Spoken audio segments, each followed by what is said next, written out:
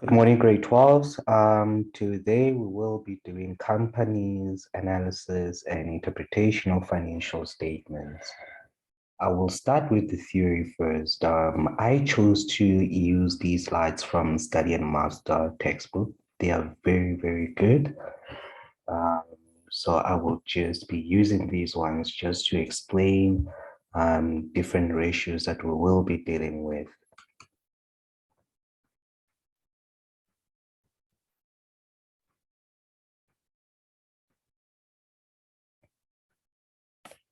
Now, question is, what are ratios and why do we need to use ratios?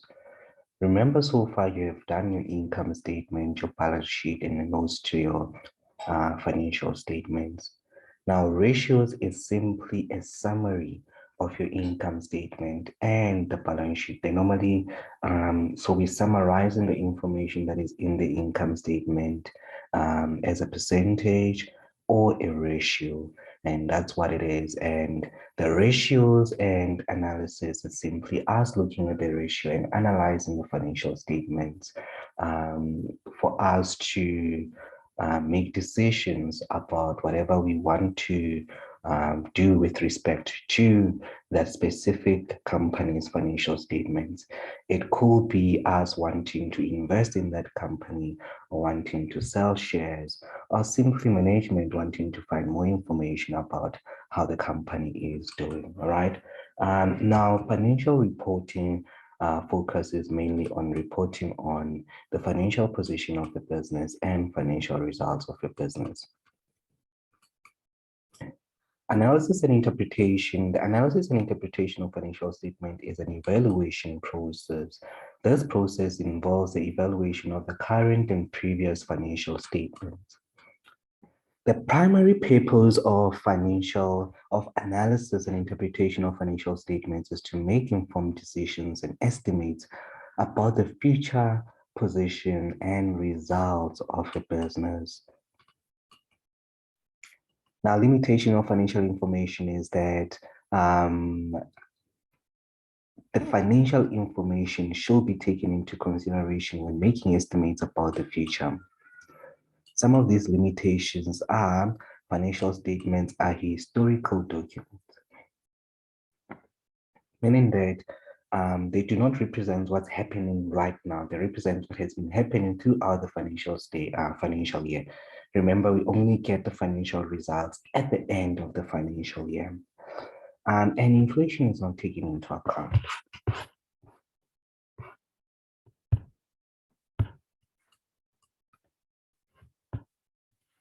I mean, when we prepare our income statement, when we look at sales, do we take into consideration inflation? Then the answer is no, because if we have a sales figure, that sales figure includes sales that took place in January. Let's say our financial year is in December, financial year end is December.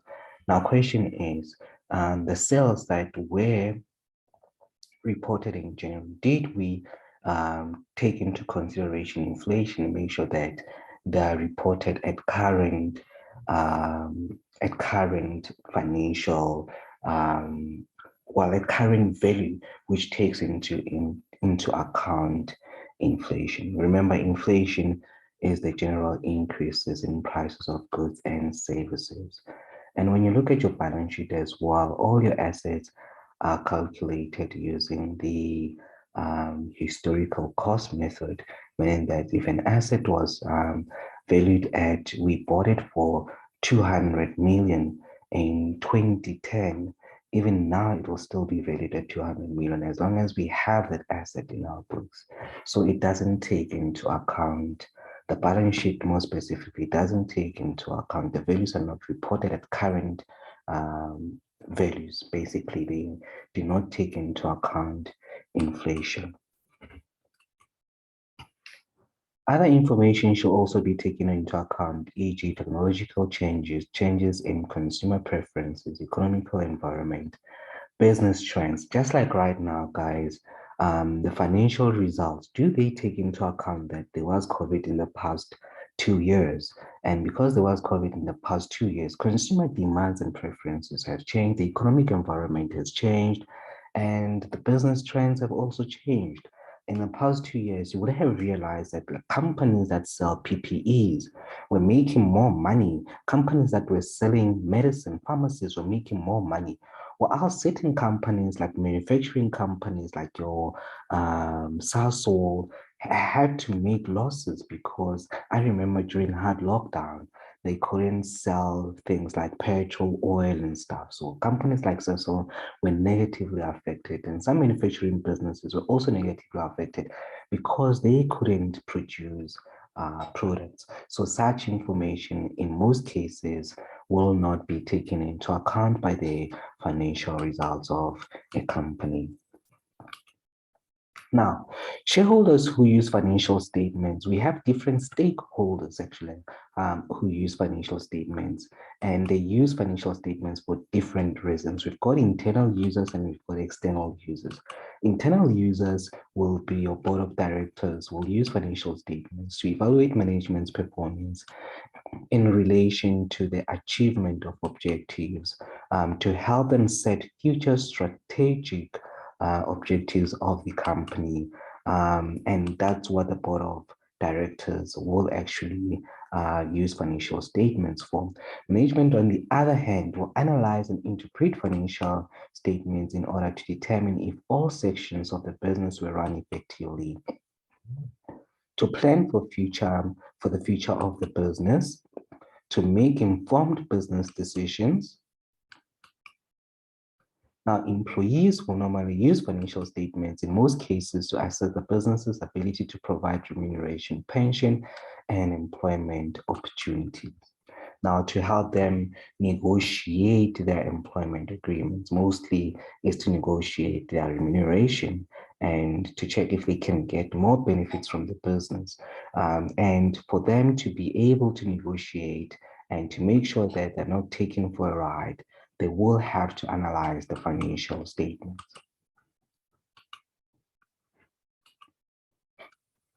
Now, external users are suppliers. Suppliers use financial statements to assess the creditworthiness of the business before determining credit terms.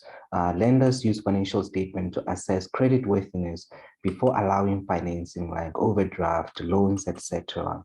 Government departments use financial statements to assess the accuracy of taxes and other duties declared and paid.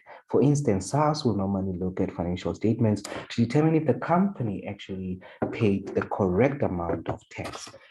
So it's not just SARS. A lot of government departments will actually use financial statements. For instance, Department of Labor, if there are queries, probably there's someone that is trying to sue the company because they were taken for a ride, the company promised them certain benefits and they were not delivered to them. So such entities will normally use financial statement to see if financial results of the company are solid and if the employees were not taken for a ride. All right, and I spoke about labor unions where they will look at whether their members were not taken for a ride when negotiating for certain things.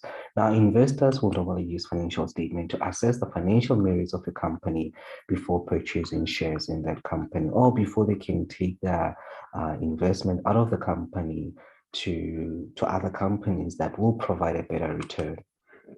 To evaluate the company's performance, that is for existing shareholders. Now, competitors will normally use financial statements to benchmark their own financial results.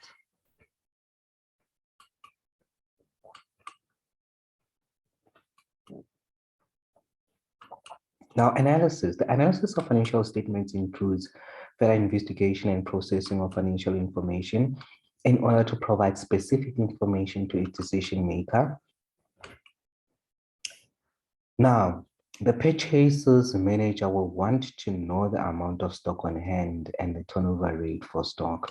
And we'll talk about this later on. Interpretations.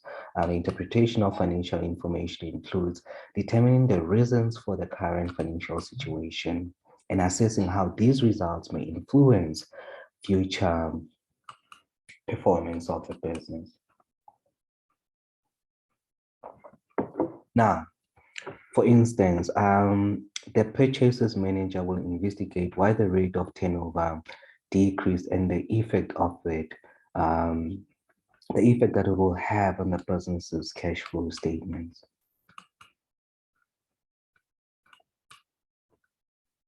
Comparable measuring standards. A business should compare its financial figures with measuring standards in order to judge or measure if its financial results are satisfactory. So basically, guys, it's very important for you to check industry standards to check if you are on the same level. And if you're not on the same level, you're compromised, you need to come up with ways to make sure that your company does better. Now, there are four basic measuring standards that can be used. You use target, pre-calculated standard, or budget. That is mostly, you will actually do more of that when you get to university. We will do budgets later this year.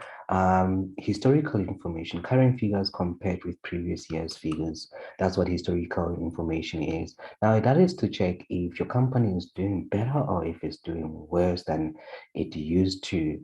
Now, in this case, guys, it's very important to compare current figures with previous year's figures and probably prepare pie charts or graphs to check if profits are going up or if you are just doing better as a business, and to come up with measures to make sure that you stimulate the financial position or your financial performance of your company. Figures from similar businesses or businesses in the same business. For instance, if you are Shoprite, you compare your financial information with Pick and Pay financial information to check if you're doing worse than Pick and Pay or better than Pick and Pay. And if Pick and Pay is doing better than you, should come up with ways to improve your profits or your financial business as your financial position as Shoprite.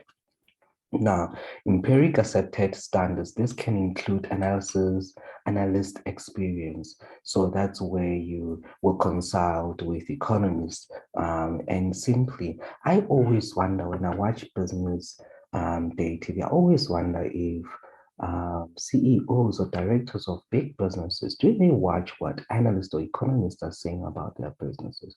Because some of the opinions that they share are actually very valid.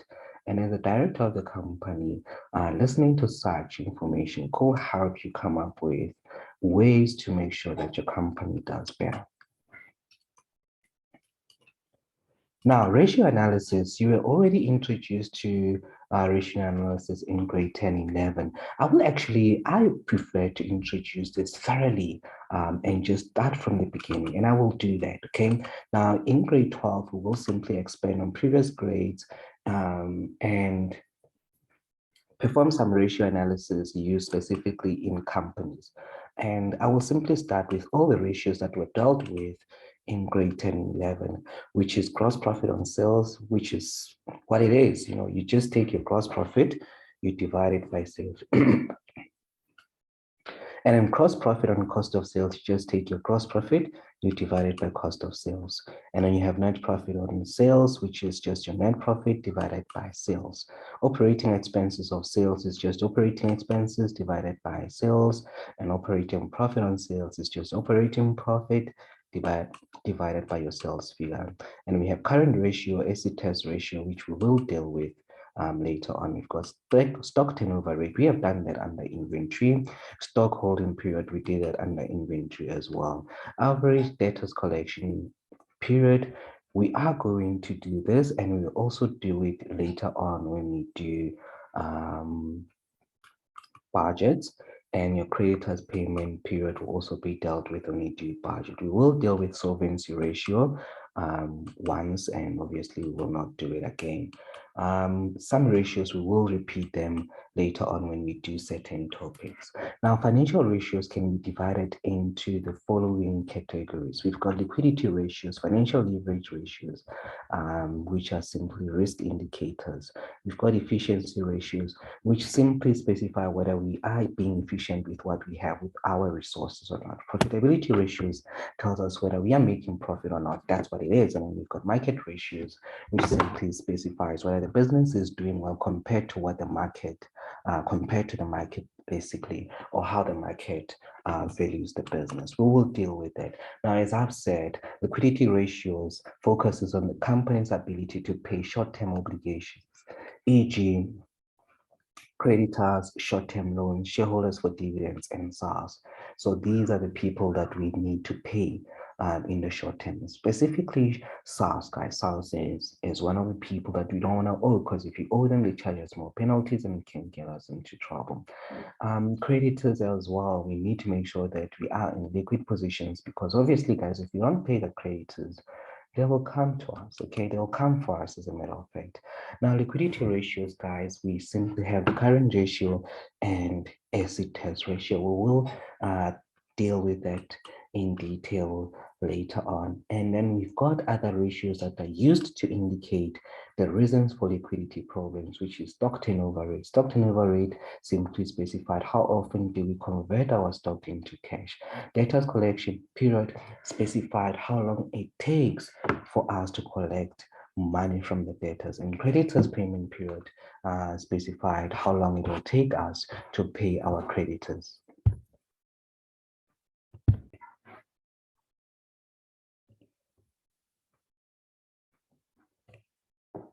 Now, financial leverage indicates how a company is financed. If they will be able to meet long-term obligations and the risk factors. As I've said, guys, when you finance your business, there are normally three ways to finance your business. It's either you use the retained earnings or retained income, which are the profits that the business has not used, which is the first option. If you don't have enough profits or retained income, I always say that you can ask for money from the shareholders, okay, through issuing shares, right, or by just asking shareholders to contribute capital if you are not a company, okay. And the last one I said to you, this is the last option, is to borrow money. Now, the reason why I say borrowing money is the last option is because borrowing money, guys, comes with a risk. If you do not pay your lenders back, they will charge you interest. If you continue not to pay them back, they will take your assets. Okay, and remember, without your assets, remember assets, definition of an asset is a resource that you use to generate income, to generate money. Now, without that resource, then you will not be able to operate as a business, and this might force you to close down. So the higher the debt, the higher the risk. But here's the thing, the higher the risk, the higher the return, which is a very funny way, okay? Even though debt financing is so bad, but it could result in higher returns, okay? So guys, as I've said, you need to manage your debt carefully as a business. Too much debt indicates too much risk, and higher risk means that you just operating on the edge being that it's either you fall deep into debt, and if you fall deep into debt, the assets of the business will be taken and the business will be forced to close down. Okay, that's what financial leverage is. Just make sure that you don't have too much debt within your business. And now the ratios that will help us analyze financial leverage will be your solvency ratio. How solvent are you? Can you operate as a business in the long term? Solvency refers to your ability as a business to still meet your obligations. That's where you have your enough assets that are enough to cover for your liabilities. And then we've got debt to equity ratio, which indicates whether your company has been financed through debt or if your company has been financed through equity. All right, if it's financed through equity, obviously, guys, it means that the right hand side will be more than the left hand side. Okay, meaning that, guys, if you have one as equity, if equity is more and equity is one, it means that your debt will be less than one. Okay, so it will be 0.5, so on and so forth. We'll deal with the ratios later on. Efficiency indicates how efficiently a company uses its assets and resources to produce sales. Now, ratios that look at efficiency are stock turnover rate. Guys, if you're more efficient, you should be able to turn your stock into cash more frequently. And stock holding period refers to how long you hold your stock. Guys, know that you don't want to hold your stock too much. Some businesses do this intentionally because it increases your current ratio. However, it will reduce your asset test ratio. We'll deal with that later on. Note that, guys, there are costs involved when you hold too much stock. You have to, we normally call them stock holding costs. Like, for instance, if you hold too much stock, guys, you need to pay security guards to make sure that your stock is taken care of. If you have perishable goods, you will incur a lot of electricity costs because you need to make sure that your products are well refrigerated and so on and so forth. And obviously, guys, the risk of holding too much stock is that fashion change and trends change. So that stock that you're holding in the future, you might not be able to sell it. If you watch the movie Pursuit of Happiness, you will actually not even Pursuit of Happiness. There's a recent one, Acrimony. I think it's Acrimony, where this guy, no, it's actually Pursuit of Happiness, where this guy bought medical equipment in order to sell it. But he held this medical equipment for too long to the extent that it became perishable, not perishable as such, but it went out of trend. And because of that, he couldn't sell it anymore. Okay, now we've got debtors collection period. Debtors collection period refers to how quick you have to collect your debt. Please know that, guys, your debtors collection period must be shorter than your creditors payment period. Okay, so that you can collect money from debtors and use that money to pay your creditors. That's how efficiency works. Okay, you must be efficient. Collect more money from your debtors more quicker and turn your stock into cash more quickly. Make sure you don't hold too much stock so that you can use these amounts or the money that you collect to pay your creditors. That is called efficiency. All right. Now, profitability indicates if a company is generating a profit and an adequate return on assets and equity. Okay, now it indicates how efficiently assets are being used and how efficiently operations are being managed.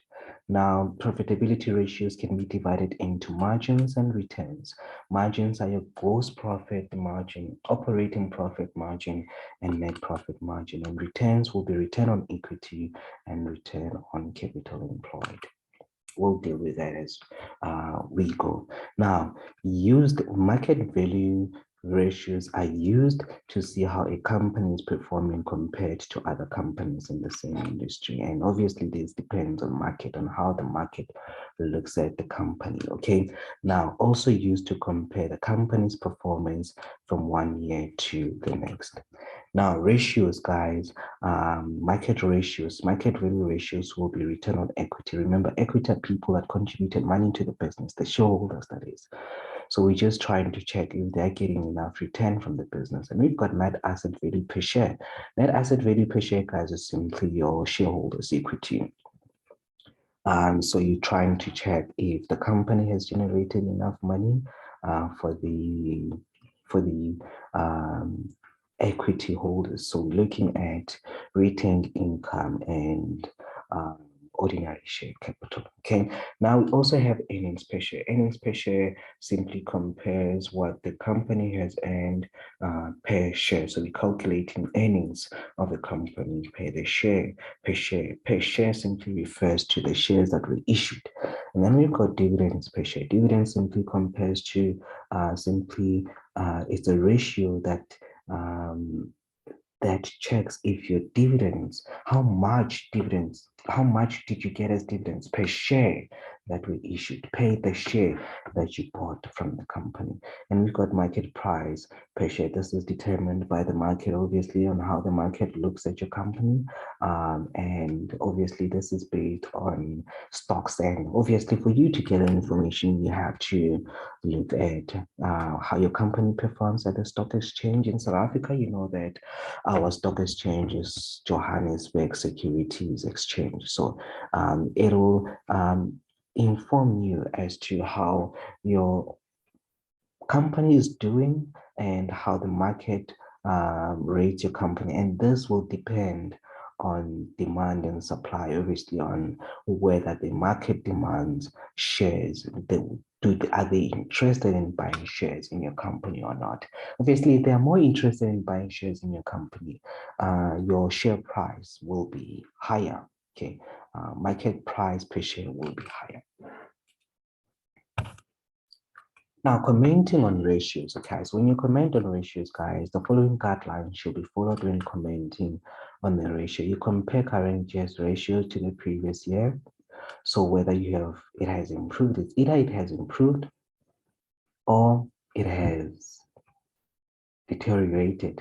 Now, or it simply remained the same. So it's either it has improved or it has not improved. And if it has not improved, it means it's constant. Okay. Now, if it has not improved, you need to specify that it has not improved. And then you need to come up with ways to make sure that it improves. Okay. All right. This is how you comment. You state whether it has increased or decreased compared to the previous year. And then you simply compare the current year's ratio to the norm. Now you state whether the ratio is better or worse than the norm. Okay. So basically, guys, the norm really, I don't believe in the norm as such, but all you just have to look at is what standard has the company set for itself and whether the company has met that standard or not. And also check what standard had companies in the same field set and make sure that your company is not doing worse than other companies. So that's how you look at the norm. There isn't really a set umbrella norm. Okay, it depends from one industry to the next and also determined by the economy. Okay. Provide reasons for the increase or decrease. And once you have provided a reason for the increase or decrease, as I've said here, make it short and to the point. Do not waffle. Okay. Just say that the reason why the company has not done bad is because sales have decreased, for example. And then provide reasons as to why sales have decreased. For instance, for sales have decreased because during lockdown, they couldn't make any sales. And obviously, guys, that is impacting them at the moment as well because of what's happening in Ukraine and Russia. Okay, so such things will affect the profitability, but do not waffle. Do not just say something that is not important. Okay. Do not be all over the place. Now you need to reach a conclusion on the company's performance to specify whether the company is doing better or not and what measures needs to be taken for the company to do better. Here you should refer to the company's liquidity, profitability, solvency, gearing. Gearing, remember I said, is all about risk or return on investment.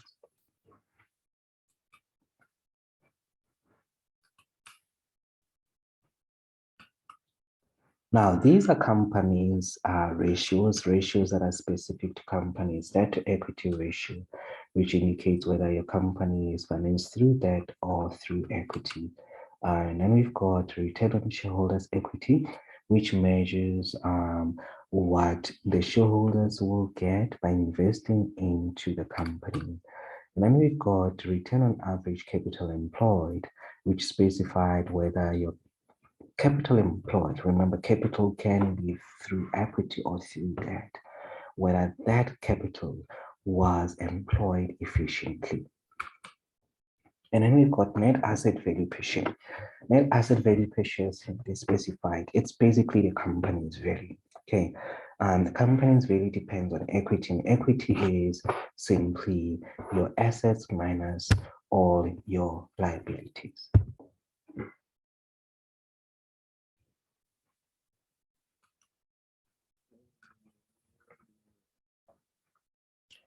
Now we've got earnings per share. We also have dividends per share. Okay, we will deal with these shortly. Now, guys, we will discuss each of these ratios further in detail in this chapter.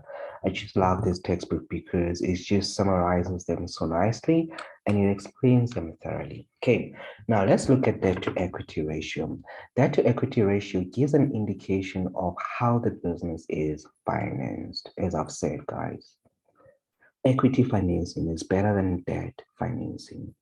Okay, when it comes to equity financing, you need to understand that as a shareholder, when you invest in a company, you might or you might not get any return. For instance, companies, a lot of companies for the past 2 years did not declare dividends. And they did not declare dividends because they were constrained cash-wise. So they didn't have enough money. So as an equity investor, there's a high risk as an equity investor. The risk as the investor is that you might get the return back.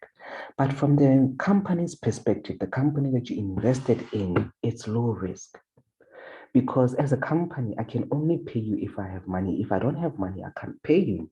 If I don't have enough profits, I can't pay you. So from the company's perspective, it is safer to raise capital through equity. But from the investor's perspective, it is risky to buy shares or to invest in a company through equity by buying shares, for example. However, rules are reversed, excuse me, when it comes to debt financing. From the company's perspective, it's too risky to be financed through debt, because if you're financed through debt, it means that every year you have to make repayments, and these repayments include the capital portion and the interest portion.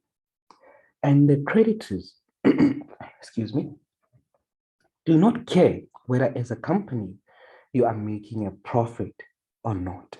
They don't care. You have to abide to credit terms. If you said you're going to pay a certain amount monthly, you need to pay it. If you don't pay it, you will get charged more interest and you will get charged more penalties, which is what you don't want. If you still continue not to pay, they will take legal actions and they will take your assets. That's what will happen if your company is financed through debt. So from the company's perspective, debt financing is too risky.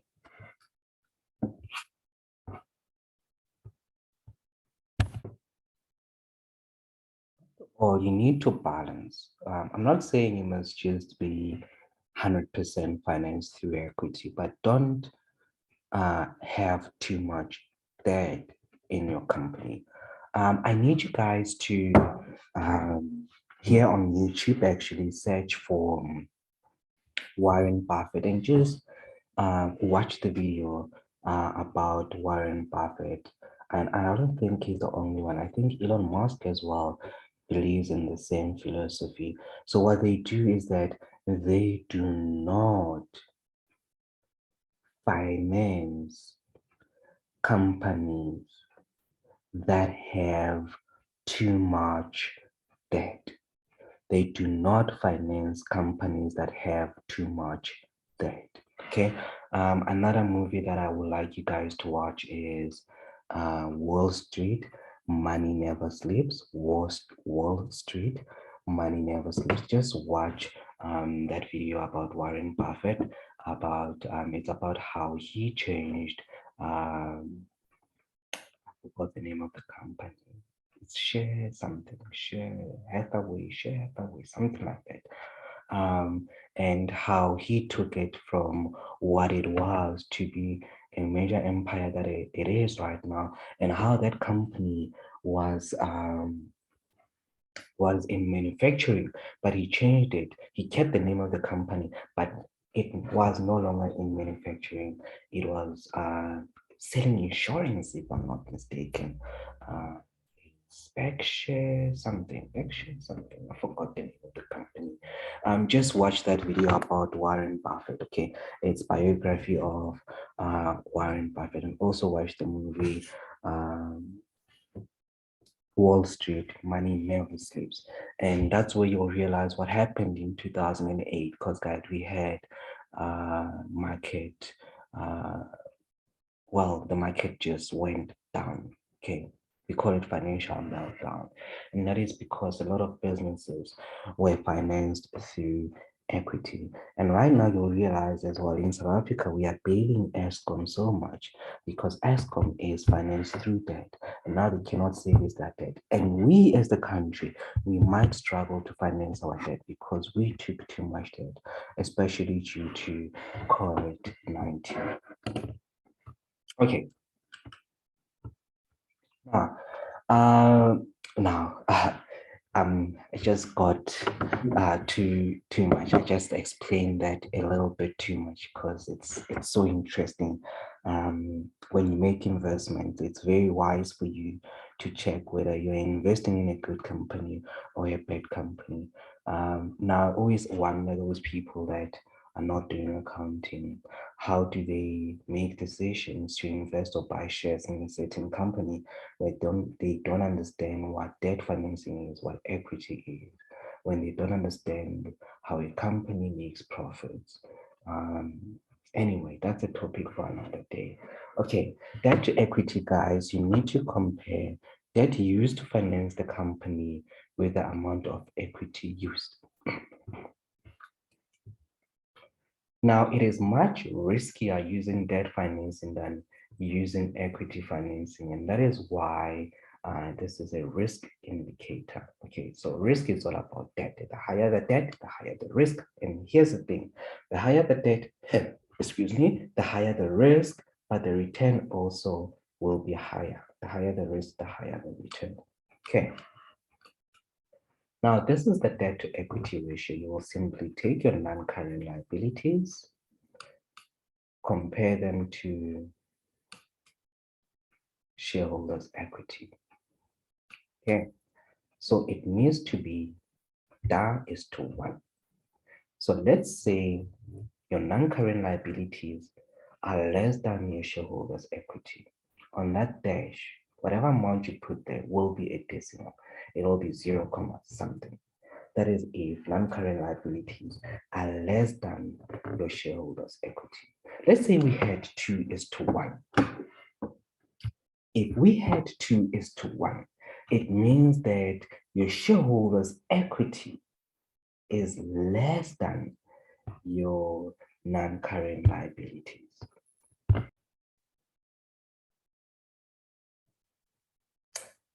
Now, let's say we have 2 is to 1. Okay, let's say we have 2 is to 1. It means that your non-current liabilities are twice your shareholders' equity. Okay, if you have 0.9 is to 1, it means that your non-current liabilities are 90% your shareholders' equity. So meaning that when you compare them to shareholders' equity, it's simply 90%, meaning that your shareholders' equity is more than your non-current liabilities by 0.1. Here it means that your non-current liabilities, where you have 2 is to 1, your non-current liabilities are 200% more than your shareholders' equity. They are twice more than your shareholders' equity, meaning that here your company is more reliant on debt financing. So if you have a ratio like 0.1 is to 1, it means that your company doesn't rely too much on debt.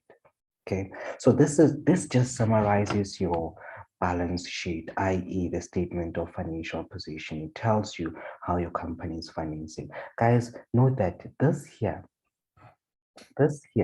represents low risk. That represents low risk. This here will be high risk. Why is it high risk? It's because your company is reliant more on your non-current liabilities, and you don't want your company to rely more on your non-current liabilities, because even if you don't have enough money or enough profits to pay your creditors, you must pay them. Or else, if your shareholders' equity is, if you are less reliant on your debt, okay? And I think that's why Warren Buffett and Elon Musk believe in this investing principle, because they believe that I can't invest in this company if I'm not sure that I'm going to get my money back or I'm going to get a return on that company. Okay, so they look at this ratio when they make their investment decisions to check if is this company relying more on debt or relying less on debt. Now, what Warren does in that clip that I watched, autobiography or piece that I watched, he just takes a small company and um, and simply comes up with ways to make it bigger, expanded, and when it has expanded and its market price is high, he sells it. So he basically buys small companies and grows them and sells them.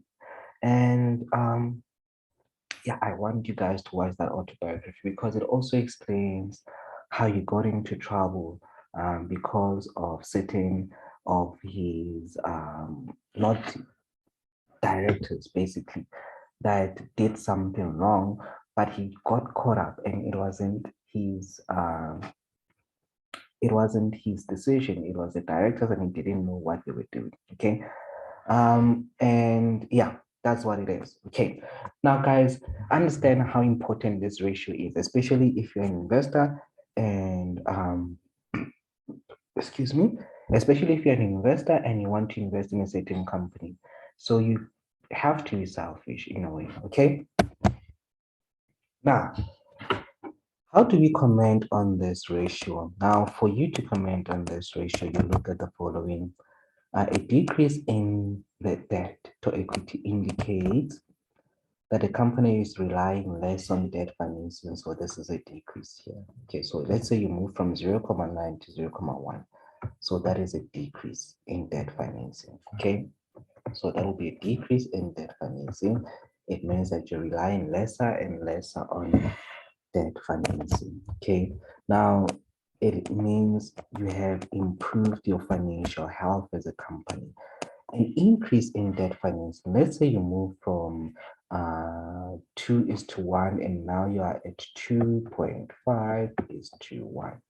So this is an increase in debt financing. An increase in debt financing means that you're relying more on debt, meaning that you have a deteriorating financial health. That's a tongue twister here. The company will probably have less cash available for general operations and to pay suppliers, since it needs to cover its interest expense and installments. That is your debt to equity ratio. Then we've got shareholders' equity. Now, what is shareholders' equity? This is the most important profitability ratio, as it shows shareholders how effectively the money they invested in the company is being used. That's what it does, okay? It shows how effectively the money that the shareholders invested in the business is being used, all right? That's what this ratio is all about. And the formula for return on shareholders' equity will be your net profit after tax, and you divide that by average shareholders' equity, and then you multiply that by 100. Whatever you get will be a percentage. So you take current year. This is current year. This is current year's net profit after tax. You divide it by average shareholders' equity. So meaning that you're gonna take shareholders' equity of the current year, add it with shareholders' equity of the previous year, and just divide it by 2. Shareholders' equity at the beginning of the year will be shareholders' equity of the previous year, and you add it with the shareholders' equity of the current year, and you divide it by 2. That's how we find the average shareholders' equity. Now, whatever percentage you get there, what do we do with it? That's the question. You're going to compare it to the previous year's percentage of your return on shareholders' equity. Let's say last year you had 10%. Then this year you have 11%. That means your shareholders' equity has improved. If this year you have 8%, it means that your shareholder equity has decreased, which is bad in that case. Okay.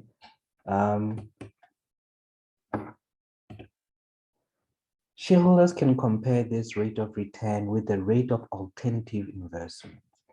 Now, what does that mean? Remember, for you to invest in shares, you have other options. You can either take that money and invest it in fixed deposit, for example.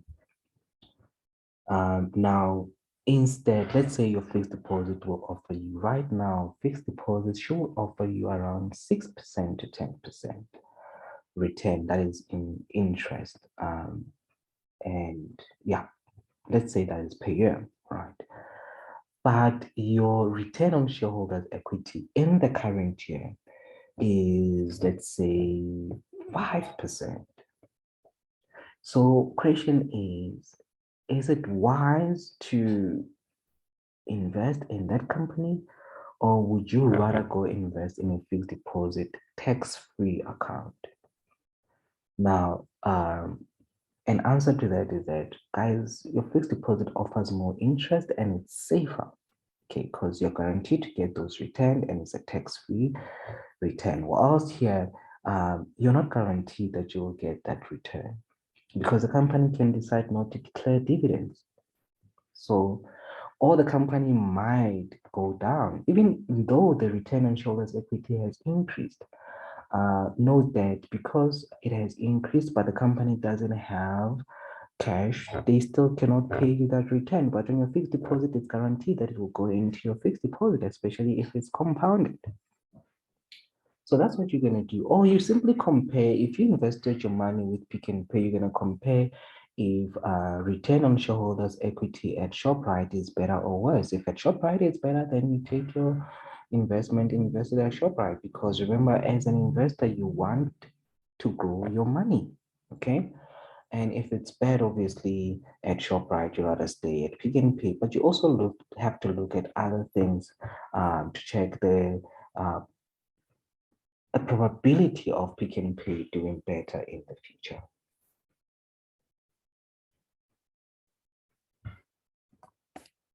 Now, factors that could have influenced this ratio include the length of time that the business has been operating. The longer the business has been in operation, the higher this rate will be. And if a company hasn't been in operation for that long, this ratio will not be that good.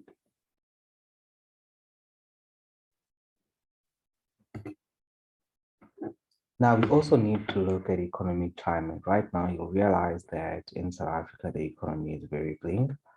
It's not doing that well, and this is due to what's happening in South Africa. It can be due to natural disasters, it can be due to COVID and stuff. So all of those are affecting our economy. So that's why return on shareholders' equity for most companies is on the dip right now.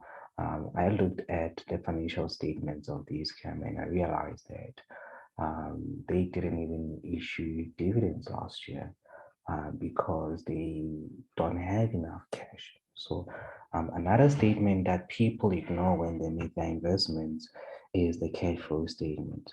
People think that the income statement, remember the income statement shows you the performance of the company.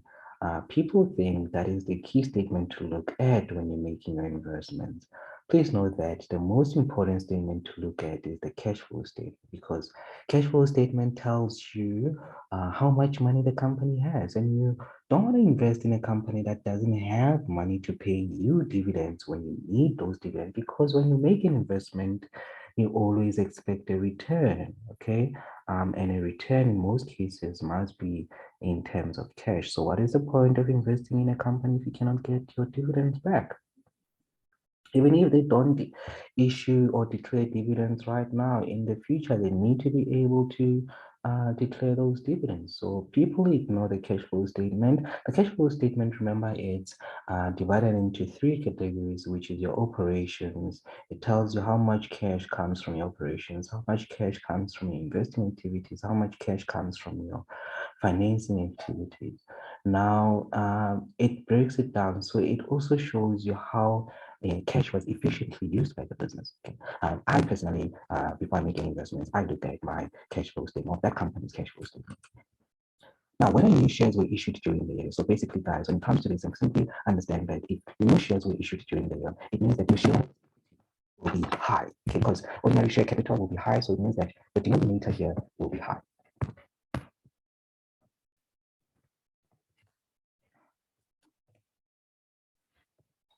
So if your denominator goes up, it means that the whole fraction will go down, right? So meaning that if more shares were issued during the year, the return on shareholders' equity will be smaller. So even if the company did well, but because probably issued too many shares, it might be lower. So if this change was too small and this change was too big, it means that the overall, this percentage or this ratio will go down. And when it goes down, it doesn't specifically mean that the company is doing bad. It simply means that the company obtained more financing from equity participants, and that's why it's dropping. Okay, so you need to look at such things as well. And I like the fact that when you look at this ratio, it's after tax. And note that if it's after tax, it means that everyone has been paid, including the creditors, because profit after tax means that interest expense has already been deducted as well. Okay, so analyze this ratio carefully, and I don't want you to compare this to the numbers. So look at the paper that you're given and read more information to check what other investments are providing. Okay, so if that company's return on shareholders' equity is higher than other similar investments, then it's better for you to keep your shares in that company. But if it's lower, then you need to consider other things. So there is a potential that this business will grow, or look at the economic climate when the financial statements of the company were issued. Okay. Now, a return on shareholders' equity of 20% means that the company generated 20 cents profit for every 1 rand of shareholders' equity. Okay, that's what it means. So if I have 10 cents, it means that for every 1 rand I invested, I will get 10 cents. So if I invested, let's say, a million rand, it means that I will simply get 10% of a million rand. I hope that makes sense. That is return on shareholders' equity. And then we've got return on average capital employed. They normally call it ROACE, which is capital return on capital employed. Now, these ratios indicate the profit the company earned on the capital employed. This profitability, how efficiently capital is utilized to generate profit.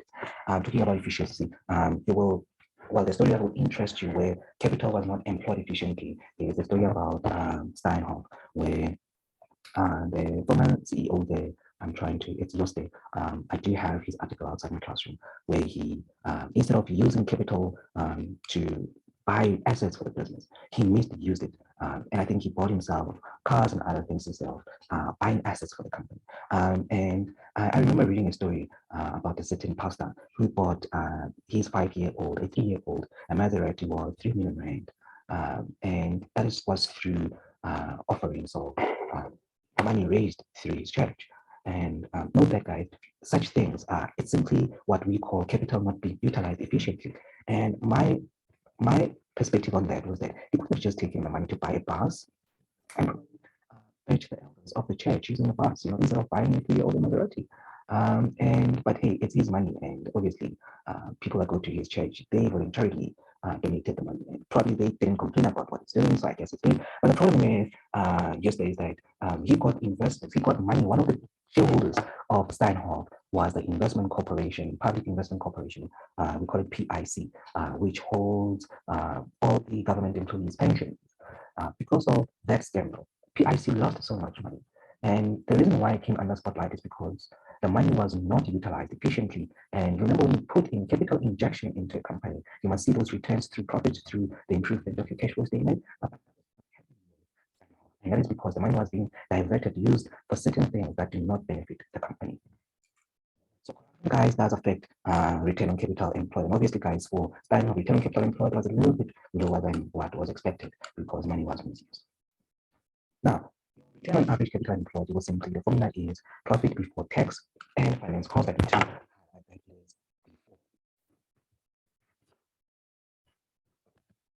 and underneath you have average capital employed. What is this average capital employed? It's all about capital was raised. I said, well, you raise capital in 3 ways. What are they? Through earnings, shares. Earnings and shares fall under shareholders' equity, and the last one will be non-current. Average, you simply use profit before tax and finance cost and divide that by capital employed at the end of the year. Where average capital employed is like, let's say capital employed is shareholders' equity plus long-term liabilities.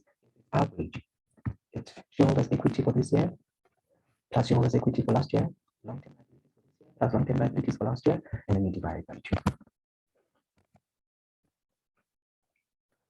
You can simply using total assets minus your current liabilities.